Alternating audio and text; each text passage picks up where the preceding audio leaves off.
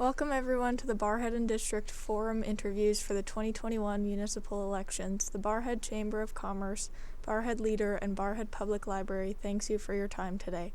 Let us welcome Judy Lefebvre, who is seeking re-election for Pembina Hills School Trustee in the town of Barrhead, Ward 3. Before we get started, can you introduce yourself and tell us a little about why you're seeking re-election?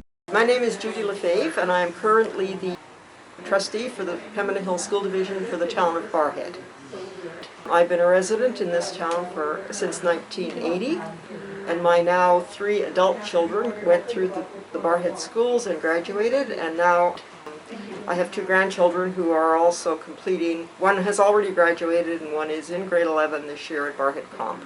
So my experience in and with the Barrhead schools has been a lot, and I've seen a lot of change and a lot of progress. And my background in education is extensive. I have a Bachelor of Education degree and a Master's in Education degree, and those 2 degrees have helped my teaching career. I've taught everything in classrooms from kindergarten to grade 9. I was assistant principal at Westlock Elementary for 10 years, and I was in regional office for Pembina Hills for 9 years, where I was the AC coordinator and then a consultant for the early reading intervention program, which was offered in all elementary schools across the division.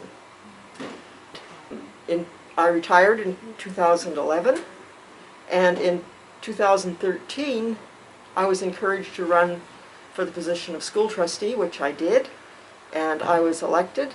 So I served the first term in that role, and then in the second term I was acclaimed, so I did not have an election that year, and now I'm seeking a 3rd term as the representative for the trustee for the town of Barrhead.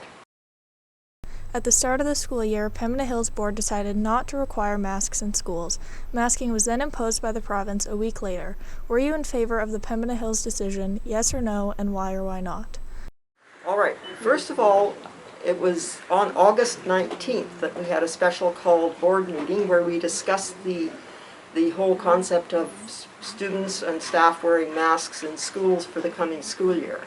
And at that time, senior administration had done a lot of research, and they they recommended to the board that we not exceed the regulations put forth by Alberta Health Services and the government.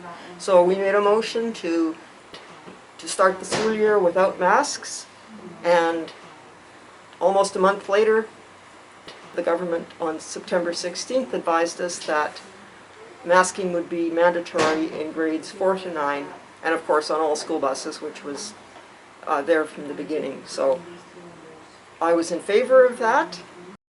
Pembina Hills continues to face many chances and changes, including the loss of ADLC, rapid growth in some schools due to relaxed boundaries, and declining enrollment in others, supports for homeschoolers, Vista Virtual, etc. What do you see as the top 3 priorities the school division needs to focus on in the next 4 years? Well, considering where we've been for the last 18 months, I think that the priorities that we should focus on have to do with the learning gaps that have been created by COVID. The at-home learning, the absence of students with their social groups, and all of those factors that have contributed to our schools now doing assessments to see where the learning gaps are and how they can best address them.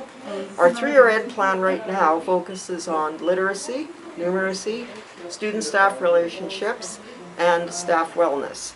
And in my opinion, given the circumstances, literacy, numeracy, student-staff relationships, and staff wellness will remain at the top of the list.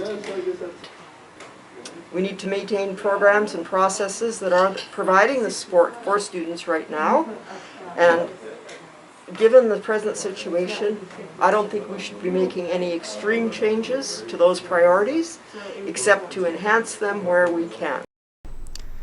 What could schools do to help engage youth with our local business community? That is an interesting question, because as a board, we did an extensive telephone survey of all the schools in the division, and each trustee had 8 businesses or organizations or school councils or people that are involved in community that they had to interview. And what we heard from schools and from community members was that things like work experience, the RAP program, the dual credit programs, all of those things are helping to align students with the needs of the community. Interviews were held with business owners, people who worked in some of the industries, community groups, school councils, and elected officials such as mayors, councilmen, county councillors, reeves, etc., etc. Overall, the responses were quite similar, regardless of the nature of the business. And we continue to provide work experience in the community. We provide the RAP program for trades. Some community groups that are out of the school focus on fundraising for specific causes. Some other things that some of our students do, they volunteer to help seniors in things like snow shoveling, yard cleanup, small projects, and things like that. And our youth are also involved in youth groups which serve the community through their respective churches. Most recently, the Barrhead Elementary School new playground was funded by grants and also an input of support from community members and individuals. And to me that is representative of the liaison between schools and the communities that they serve. Is there one point you would like to make that hasn't already been discussed? I guess we can't look into the future. I'm thinking with the implications that COVID has had for other school divisions, we could find ourselves in similar situations. You know, another area that people are very concerned about is the new curriculum. However, at a local level, we don't have, that's not under our jurisdiction. It does come from the government and we have to abide by what they present. So those are probably two issues that, you know, could come before the board over the next little while. Thank you again for participating in this format. Before letting you go, do you have any closing remarks? And I look forward to serving another term for the town of Barrhead as their trustee. And considering the fact that I am the only trustee who is seeking re-election, I feel that my history and experience with the board would be a valuable asset with a new slate of trustees. I feel that I can be reflective of where the board has been for the past 8 years, where we anticipate growth and development, and also to welcome new perspectives from obviously the other new board members. So if you have any questions, please feel free to call me, and I would be happy to provide you any further information. Thank you very much.